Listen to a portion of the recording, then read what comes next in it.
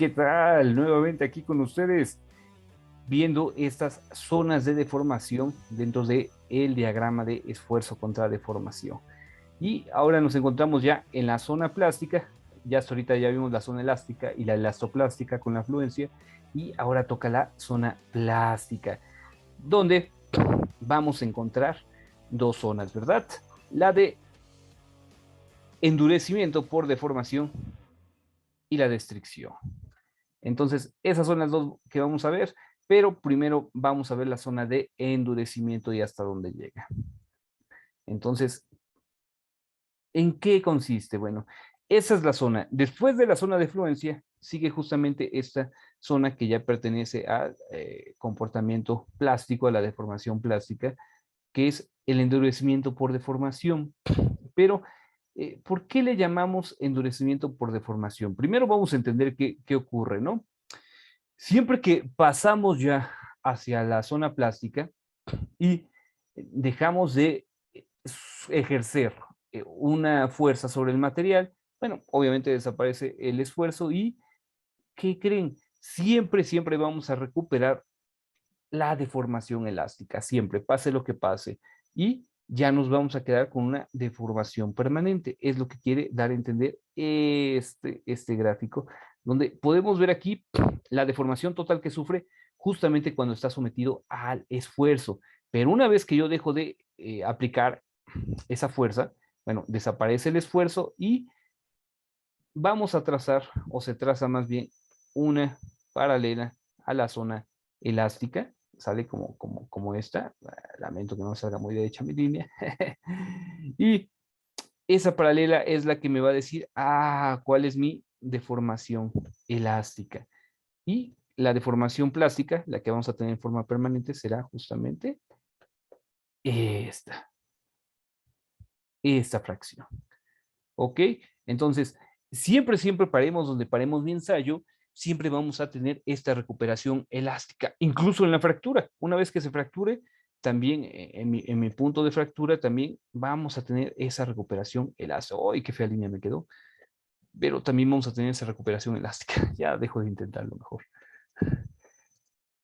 Bueno, entonces, ¿qué cambio es el que me hace?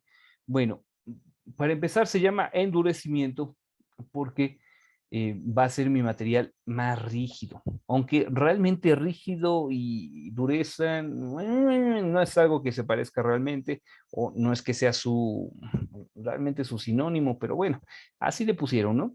El chiste es que me aumenta la resistencia, eso es cierto. ¿Por qué? Fíjense, yo inicio un ensayo, como viene aquí las flechitas, y de repente en este punto, ¡pum!, decido terminar con ese ensayo, ¿no? Hasta ahí. Entonces, dejo que ese material se recupere y después que vuelvo a iniciar con esa probeta mi ensayo y ya el primer comportamiento lo lleva en esta línea, ¿ok? Ya no lleva en otro. De hecho, lo mejor sería ponerlo en colores. Voy a borrar y hacerlo rápidamente.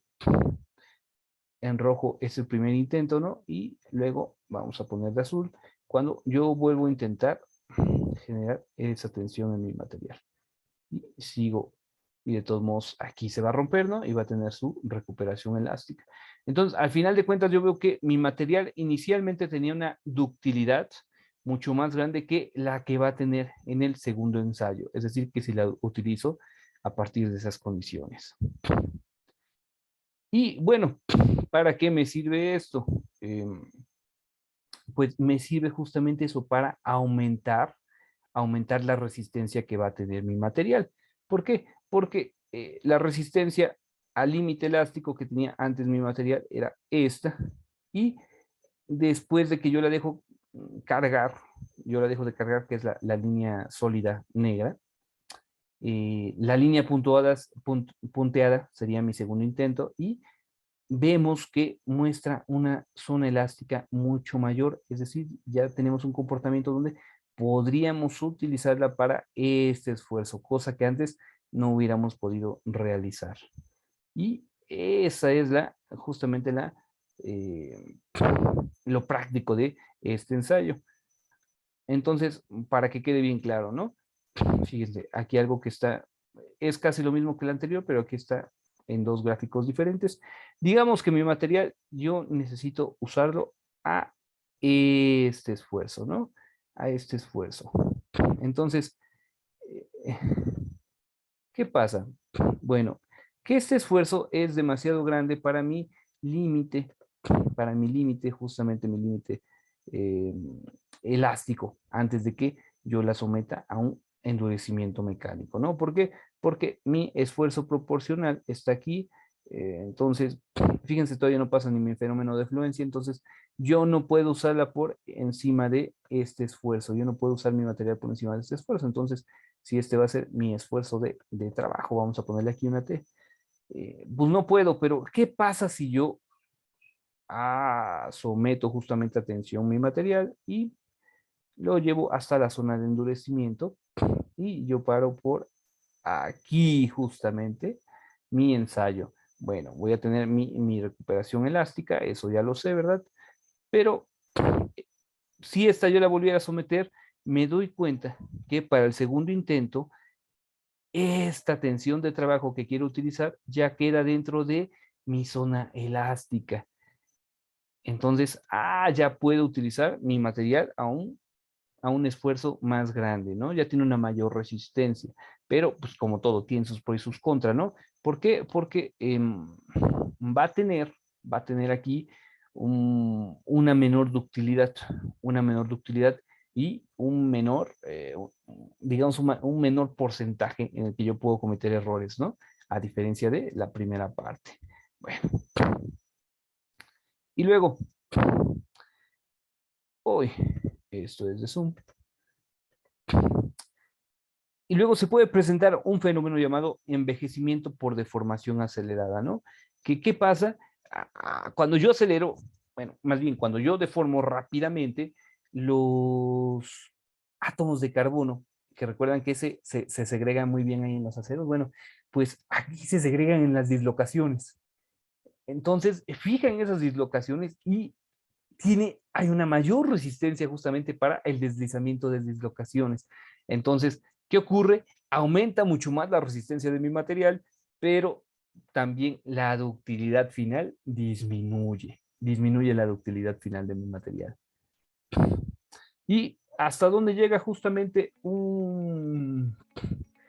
la zona de endurecimiento? Bueno, llega hasta este esfuerzo último, este punto del esfuerzo último, que es este punto, ¿no? Este punto justamente, que es el que delimita cuando yo empiezo mi zona de restricción.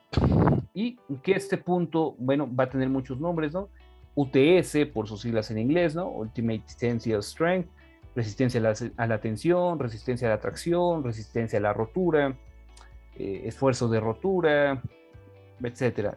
Tiene bastantes nombres que ustedes van a ir encontrando justamente dentro de los distintos tipos, pero que este siempre va a ser mi esfuerzo más alto al que se sometió el material, mi esfuerzo más alto que me reportan en mis datos de deformación y esfuerzo ingenieriles, siempre. Y entonces, como les digo, aquí está un ejemplo, fíjense, aquí viene como la deformación con UTS. Y esta fuerza es muy importante, esta fuerza es muy importante porque